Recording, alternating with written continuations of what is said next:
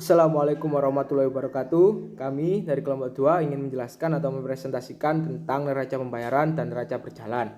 Mata kuliah Ekonomi Internasional. Kelompok 2 ini beranggotakan 4 orang. Yang pertama ada saya sendiri, Aldio Putra Pramudia. Yang kedua ada Anis Ramawati. Yang ketiga ada Amanda Veronica. Dan yang keempat, yang terakhir ada Aska Askia. Kami sepakat untuk materi neraca pembayaran ini kami menjelaskan tujuh hal. Yang pertama mulai dari pengertiannya, yang kedua ada tujuan neraca pembayaran, yang ketiga ada neraca transaksi berjalan, yang keempat ada neraca transaksi modal dan finansial, yang kelima ada faktor yang mempengaruhi neraca pembayaran, dan yang keenam keseimbangan neraca pembayaran, dan yang ketujuh terakhir ketidakseimbangan neraca pembayaran. Oke, langsung saja untuk mulai dari pengertiannya. Pengertian dari neraca pembayaran sendiri yakni pencatatan secara sistematis transaksi semua ekonomi internasional antara penduduk negara dengan penduduk negara lain yang menimbulkan pembayaran antar negara dalam jangka waktu tertentu. Biasanya sih dalam jangka waktu kurang lebih 1 tahun ya. Hal yang paling utama atau yang paling penting dalam neraca pembayaran adalah keseimbangan arus masuk dan arus keluarnya. Jadi ketika seluruh komponen arus masuk dan arus keluarnya dijumlah, hasilnya seharusnya nilainya 0. Namun sayangnya hal itu relatif sangatlah sulit ditemukan. Ketidakseimbangan tersebut yang akan menghasilkan apa yang disebut dengan surplus dan defisit. Suatu neraca pembayaran dikatakan surplus apabila terdapat kelebihan dana dan perdagangan dan investasi dibandingkan dengan kewajiban-kewajiban yang dibayarkan kepada negara lain. Akibatnya terjadi suatu apresiasi nilai mata uang negara tersebut terhadap nilai mata uang negara lain. Dan sebaliknya untuk defisit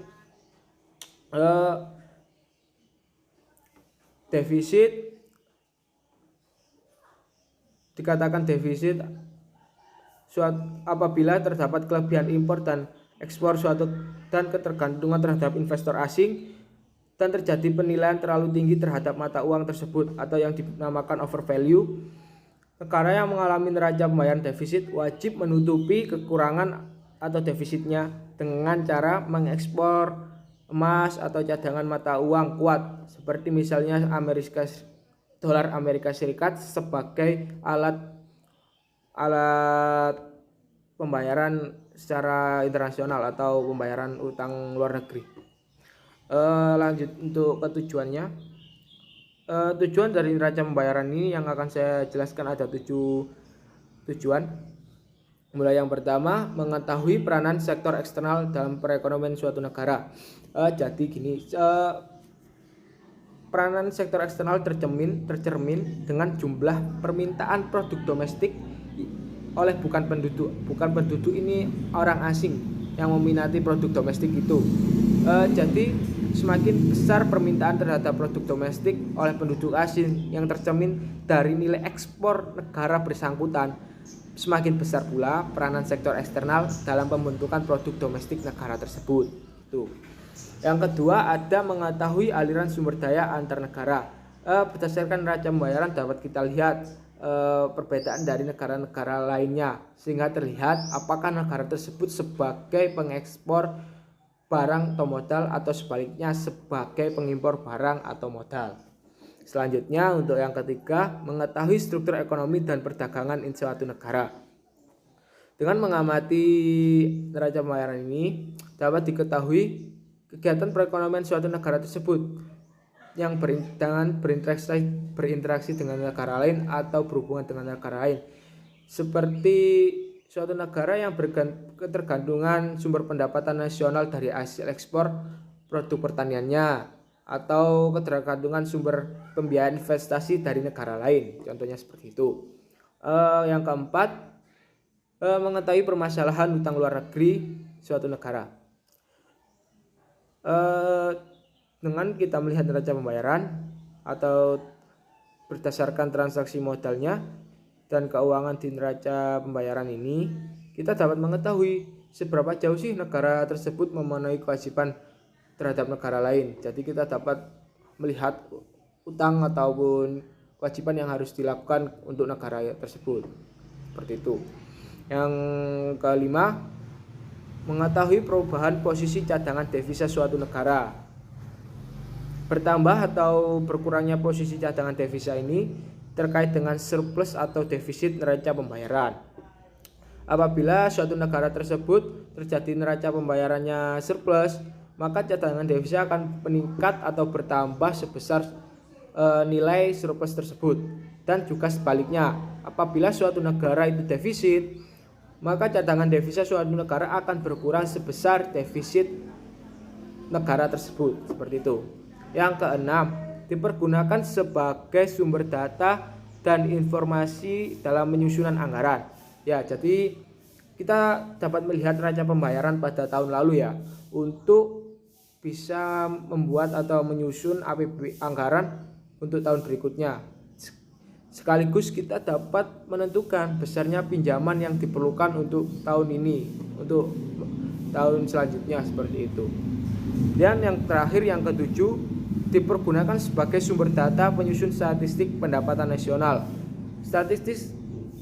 Statistik neraca pembayaran diperlukan sekali dalam penghitungan pendapatan nasional, mengingat dalam variabel pendapatan nasional ada ekspor dan impor yang juga terdapat dalam neraca pembayaran ini.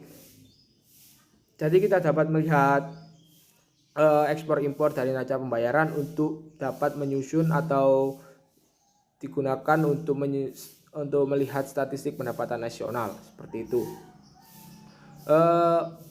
Untuk materi selanjutnya akan dijelaskan oleh rekan saya yang lain dari kelompok 2. Untuk dari saya cukup sekian.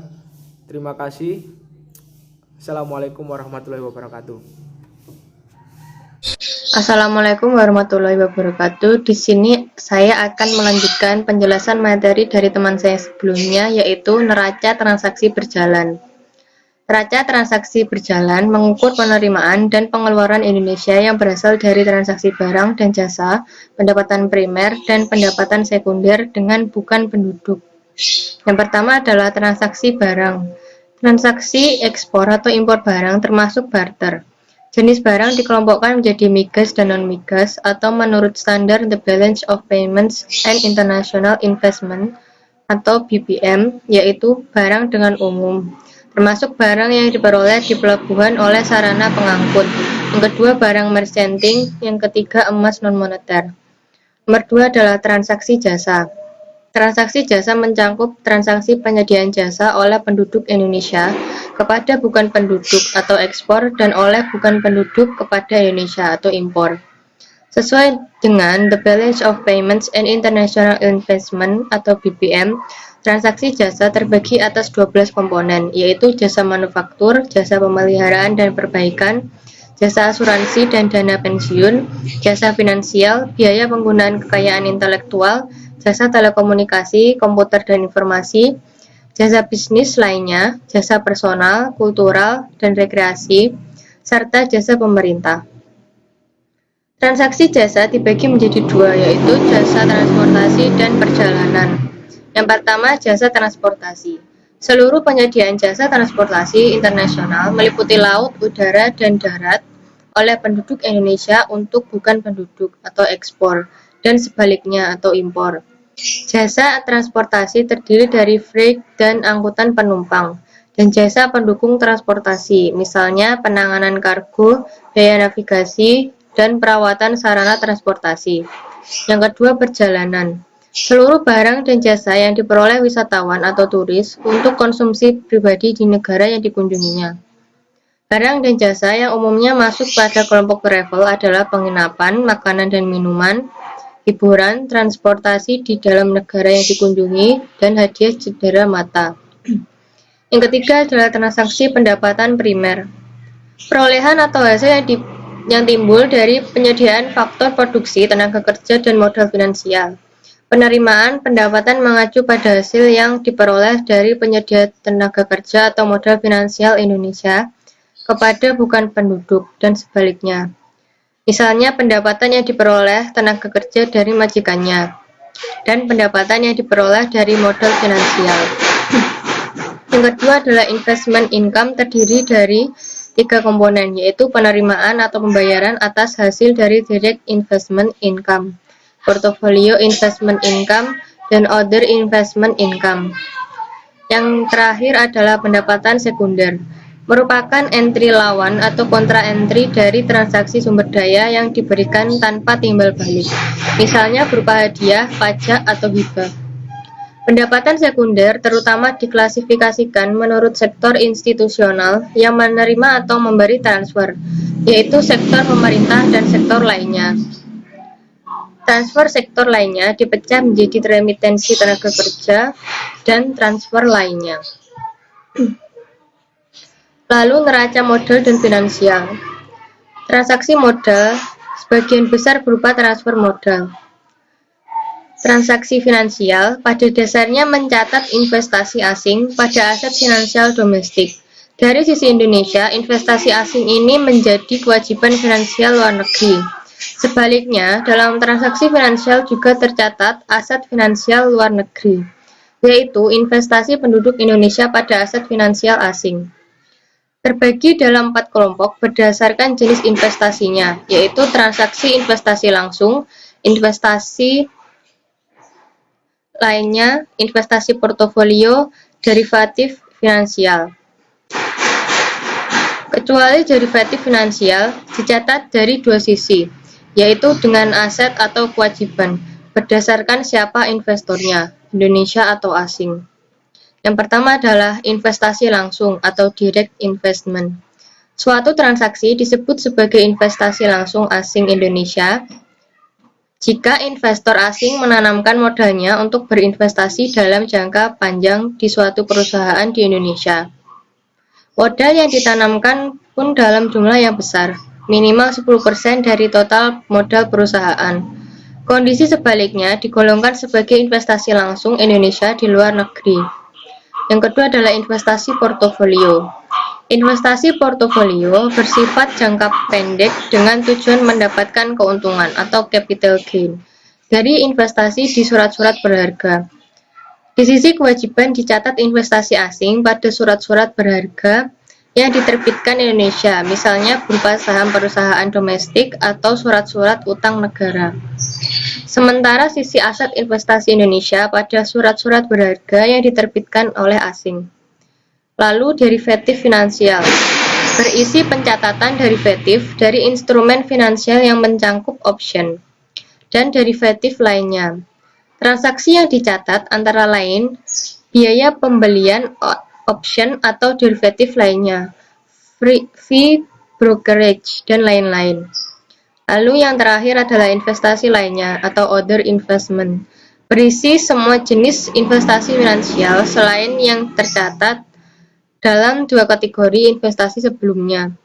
Di sisi kewajiban, sebagian besar investasi lainnya berupa transaksi pinjaman luar negeri pemerintah maupun swasta dan utang dagang atau trade credit dari eksportir barang dan jasa di luar negeri.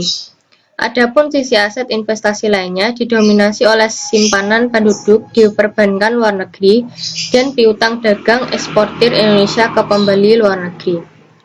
Terima kasih, sekian dari penjelasan saya, akan dilanjutkan oleh teman saya yang selanjutnya. Apabila ada kurang lebihnya saya mohon maaf. Wassalamualaikum warahmatullahi wabarakatuh. Cadangan devisa adalah aset yang disimpan pada cadangan oleh bank sentral dalam mata uang asing. Menurut Otoritas Jasa Keuangan atau OJK, cadangan devisa adalah cadangan dalam satuan mata uang asing yang dipelihara oleh bank sentral untuk memenuhi kewajiban keuangan karena adanya transaksi internasional. Cadangan devisa juga adalah aset yang dimiliki oleh bank sentral dan otoritas moneter. Biasanya dalam mata uang cadangan yang berbeda, sebagian besar dolar Amerika Serikat dan pada tingkat lebih rendah euro, pound sterling, dan yen Jepang, dan digunakan untuk mendukung kewajibannya, misalnya mata uang lokal yang dikeluarkan dan berbagai cadangan bank yang disimpan pada bank sentral oleh pemerintah atau lembaga keuangan.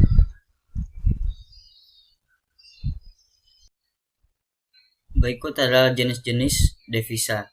Yang pertama adalah valuta asing. Valuta asing merupakan uang yang mudah digunakan dan diterima dalam dunia perdagangan internasional. Mata uang asing tidak berlaku sebagai alat pembayaran yang sah untuk transaksi dalam negeri, tetapi banyak digunakan dalam transaksi dan keuangan internasional.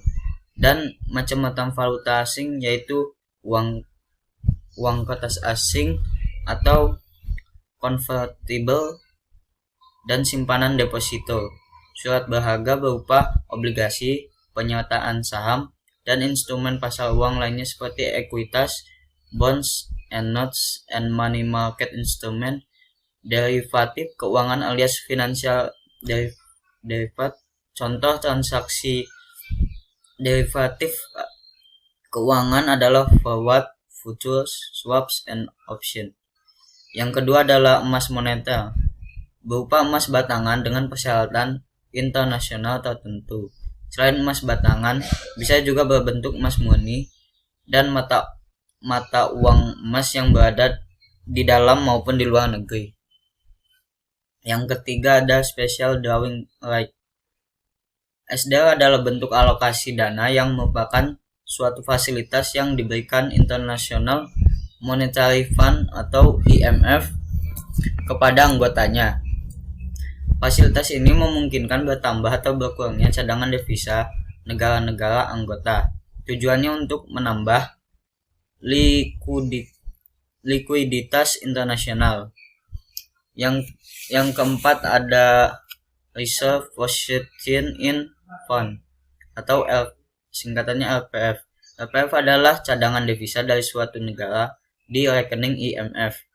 Nilainya akan menunjukkan posisi kekayaan dan tagihan negara tersebut kepada IMF sebagai hasil transaksi negara dengan IMF. Yang kelima ada tagihan lainnya. Tagihan ini tidak termasuk dalam kategori sebelumnya seperti harga pasar untuk tagihan, penyertaan, dan kurs SDR ditentukan oleh IMF. Transaksi emas moneter dinilai berdasarkan harga pasar transaksi yang mendasarinya, sedangkan untuk penilaian posisi cadangan devisa dipergunakan harga pasar yang berpengaruh pada akhir periode. Beberapa tujuan kepemilikan cadangan devisa yang sering dikemukakan sebagai berikut. Yang pertama sebagai alat kebijakan moneter khususnya untuk merekam gejolak nilai tukar misalnya dengan melakukan intervensi apabila diperlukan. Yang kedua memberikan kepercayaan kepada pelaku pasar bahwa negara mampu memenuhi kewajibannya terhadap pihak luar. Yang ketiga membantu pemerintah untuk memenuhi kebutuhan dan kewajiban ketika akan melakukan pembayaran utang luar negeri. Yang keempat membiayai transaksi yang tercatat di dalam neraca pembayaran. Yang kelima, menunjukkan adanya suatu kekayaan dalam bentuk eksternal aset untuk membackup mata uang dalam negeri atau domestic currency. Yang keenam, memelihara suatu cadangan untuk dapat dipergunakan apabila negara mengalami suatu keadaan darurat.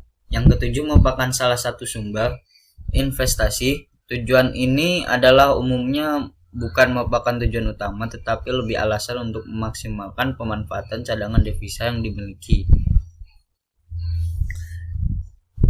Cadangan devisa perlu dikelola dengan baik agar meningkatkan ketahanan ekonomi suatu negara ketika tekanan atau shock yang bisa berasal dari pasar finansial, global financial market, maupun dari masalah yang timbul karena sistem keuangan dalam negeri. Berikut contoh grafik komposisi cadangan devisa BI Agustus 2017. Dari grafik ini totalnya mencapai 128,8 miliar dan 12,7 miliar dalam bentuk surat berharga, 9,4 miliar dalam bentuk uang kertas asing dan simpanan, 3,4 miliar dalam bentuk emas moneter, 1,6 miliar dalam bentuk SDLS, dan 1,1 miliar dalam bentuk LPF. Sedangkan yang paling terkecil ialah dalam bentuk tagihan lainnya sekitar 572,7 juta rupiah. Jadi, cadangan devisa perlu dikelola dengan baik agar meningkatkan ketahanan ekonomi suatu negara ketika ada tekanan atau shock yang bisa berasal dari pasar finansial modal, pasar finansial global, maupun dari masalah yang timbul karena sistem keuangan dalam negeri. Faktor-faktor penyebab terjadinya defisit. Defisit adalah suatu keadaan keuangan di mana pengeluaran lebih besar daripada pemasukan. Lingkupnya bisa organisasi, bisa juga perusahaan. Ada pendapat yang mengatakan bahwa pengertian defisit adalah keadaan kekurangan keuangan dalam kas sebab terjadinya kondisi ini beragam. Ada karena kebutuhan negara seperti perang dan lainnya. Dialami oleh negara berkembang seperti Indonesia. Faktor-faktor penyebab defisit yaitu yang pertama pembiayaan bangunan. Pembiayaan bangunan seringkali sebuah negara berkembang melakukan investasi besar untuk membiayai pembangunan demi peningkatan kesejahteraan masyarakatnya. Pembiayaan tersebut untuk mempercepat pertumbuhan ekonomi dengan berbagai program seperti pembangunan infrastruktur, pengadaan sarana prasarana, membangun sarana pengadilan dan lembaga pemasyarakatan, dan lain-lain. Yang kedua ada daya beli masyarakat rendah. Defisit juga dapat disebabkan oleh karena rendahnya daya beli masyarakat terhadap barang dan jasa untuk kebutuhan sehari-hari. Misalnya sembako, sarana pendidikan, transportasi, BBM, dan listrik. Keadaan ini kemudian membuat pemerintah memberikan subsidi terhadap berbagai kebutuhan agar masyarakat berpenghasilan rendah dapat membeli kebutuhan tersebut. Pemberian subsidi tersebut akhirnya mengakibatkan keadaan defisit pada kas negara karena besarnya pengeluaran. Yang ketiga ada nilai tukar uang melemah. Indonesia merupakan salah satu negara yang melakukan pinjaman luar negeri. Oleh karena itu, setiap kali ada perubahan nilai mata uang asing, terutama dolar Amerika, maka Indonesia akan terkena dampaknya. Pinjaman uang dari luar negeri tersebut dihitung dengan valuta asing, sedangkan pembayaran utang tersebut dihitung dengan rupiah. Ketika terjadi depresiasi mata uang rupiah, maka utang luar negeri tersebut semakin besar. Yang keempat ada penyimpanan realisasi dari bencana. Setiap kali APBN disusun, pemerintah tentunya telah membuat rencana sumber keuangan negara.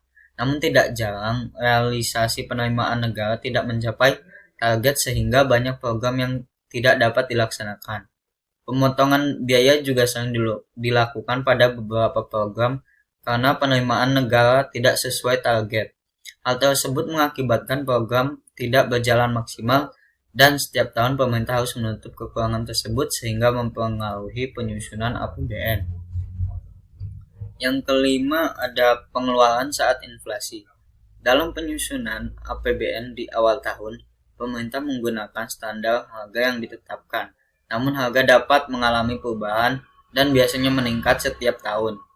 Ketika terjadi inflasi yang tak terduga, maka beban biaya untuk berbagai program pemerintah akan meningkat sedangkan anggaran sudah ditetapkan. Akibatnya APBN mengalami revisi dan pemerintah harus mengeluarkan biaya lebih besar.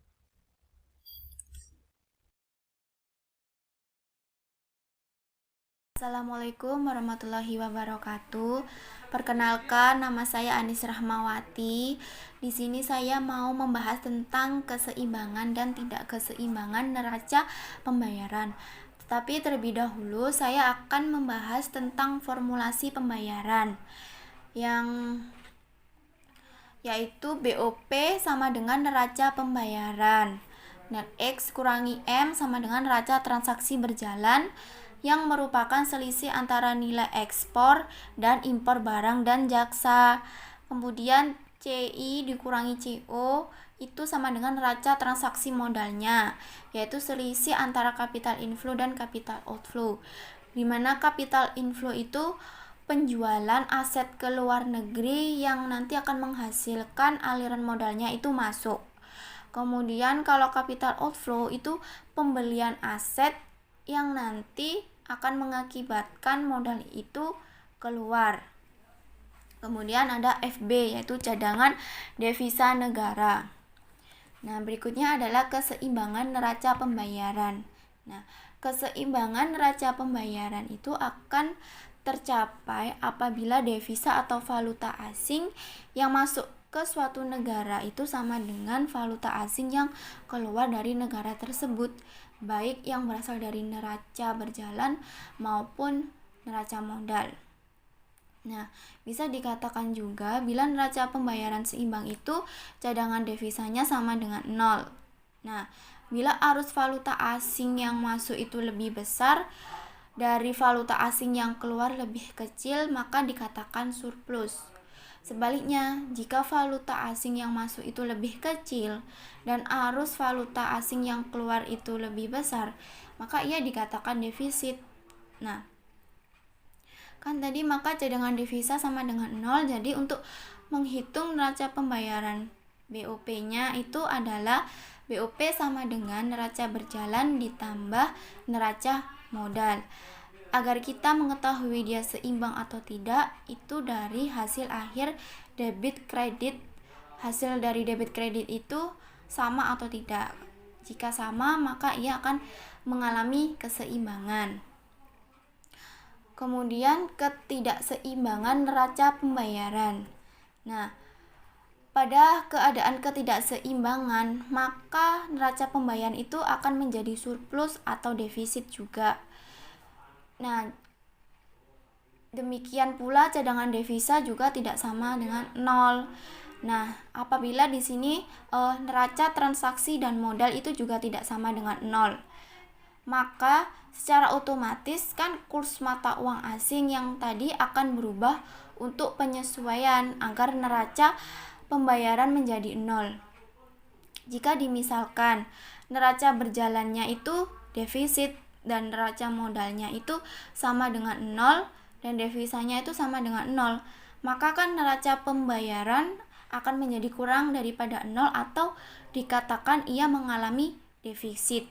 Nah, seperti dijabarkan dari sini, tadi kan jika neraca berjalannya defisit, kemudian neraca modalnya sama dengan 0, dan ini devisanya atau sama dengan 0, maka kan akan BOP ini akan menghasilkan kurang dari 0 atau BOP akan mengalami defisit.